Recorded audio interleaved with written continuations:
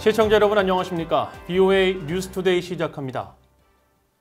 미국 의회가 오는 10월부터 시작되는 2021 회계연도 정부 예산안의 윤곽을 잡았습니다. 예산안을 보면 미국 의회는 내년 한반도 외교안보 정책의 키워드, 즉 핵심 사안으로 북한 미사일에 대한 방어와 주한미군, 북한 내 인권 문제를 주목했습니다.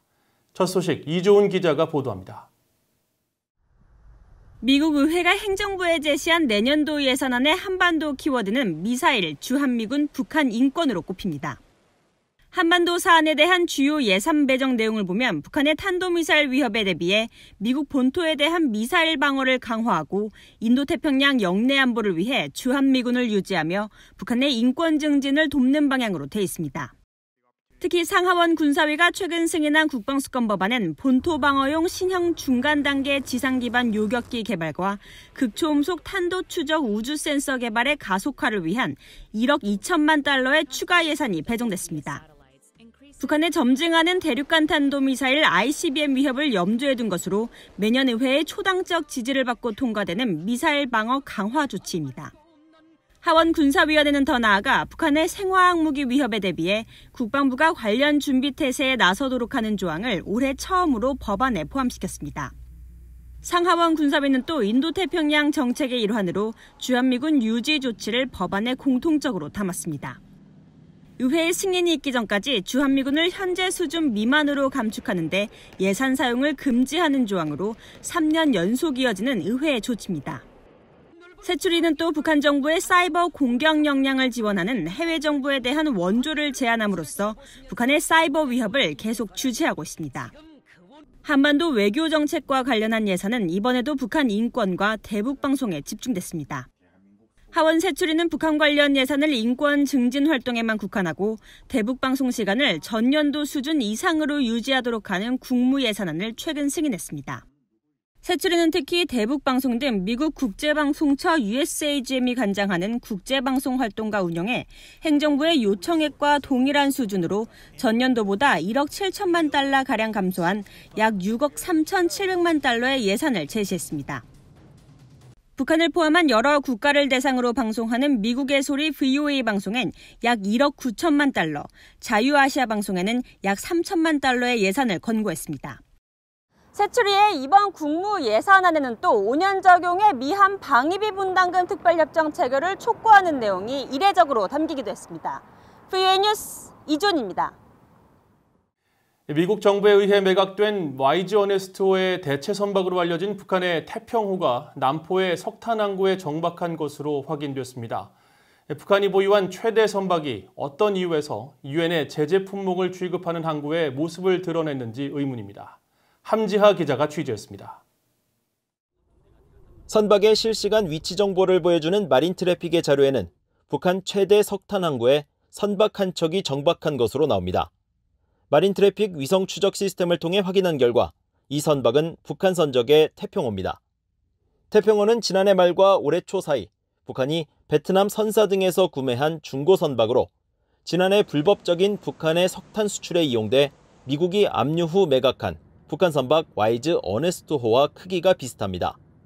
북한이 보유했던 가장 큰 선박인 YG 어네스트호를 태평호가 대체할 것이라는 관측도 나왔었습니다. 현재 태평호가 정박해 있는 곳은 2018년 YG 어네스트호가 억류되기 전 마지막으로 석탄을 싣고 출항했던 남포항입니다.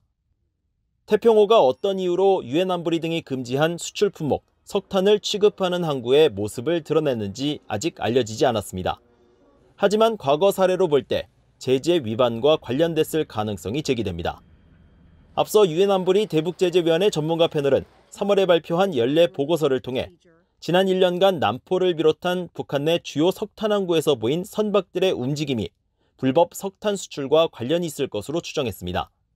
특히 남포에 머물다 떠난 일부 선박들이 중국 근해로 이동해 바지선에 석탄을 하역했다면서 지난해 10월 중국 닝보 저우산항 앞 바다에 정박한 북한 선박 10척의 위성 사진을 공개했습니다. It helps sustain North Korea's economy, which coal was estimated to be a third of its foreign revenue. 또 미국 국무부와 재무부 해외자산통제실, 해양경비대는 지난 5월 합동으로 북한 등의 제재 회피 목적의 불법 해상 활동에 대한 주의보를 발령하고 북한이 지난해에만 370만 톤 상당의 석탄을 불법으로 수출했다고 밝혔습니다.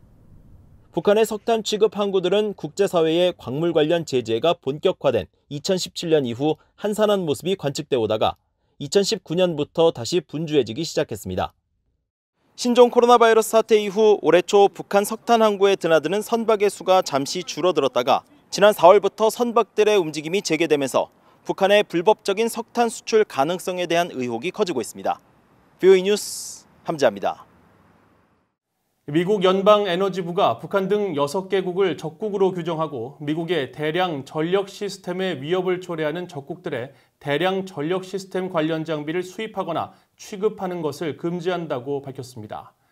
미국 에너지부는 지난 8일 이 같은 내용을 관보에 게재하고 지난 5월 1일 도널드 트럼프 대통령의 행정명령 서명에 따라 미국의 사이버 안보에 위험을 초래하는 적국과 이들과 연계된 단체의 대량 전력 시스템 장비를 취득 또는 수입하고 이를 양도하거나 설치하는 행위를 전면 금지한다고 밝혔습니다.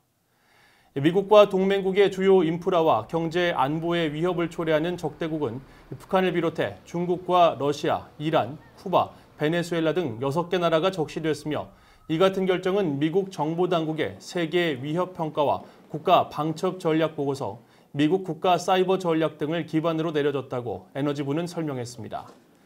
에너지부는 이어 이번 대량 전력 시스템 관련 조치는 적국의 사이버 공격이 성공할 경우 미국 경제와 공중 보건 안보에 중대한 위험을 초래하고 동맹에 대한 방어력이 감소할 것을 우려해 내려졌다며 오는 9월 28일까지 민간 협의를 통해 세부적 규칙 등 최종 규정을 발표할 것이라고 밝혔습니다.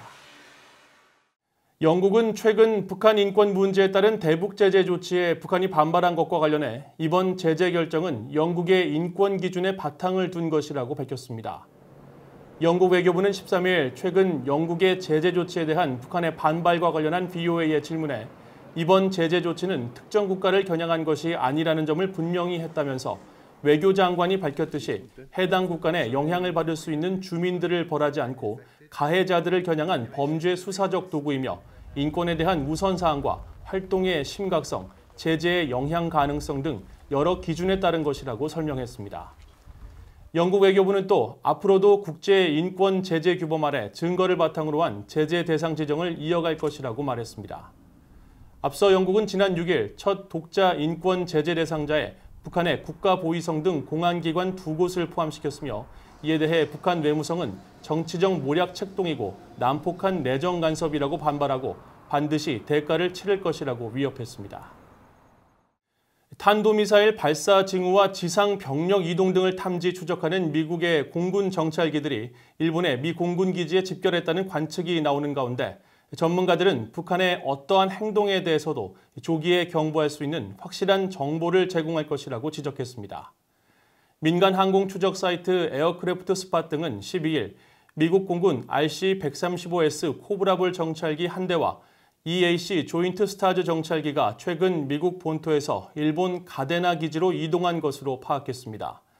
코브라볼은 2017년 북한의 장거리 탄도미사일 발사 당시와 지난 3월 단거리 미사일 발사 때 한반도에 전개됐었고 조인트 스타즈는 지상기지와 병력 감시에 특화되어 있습니다.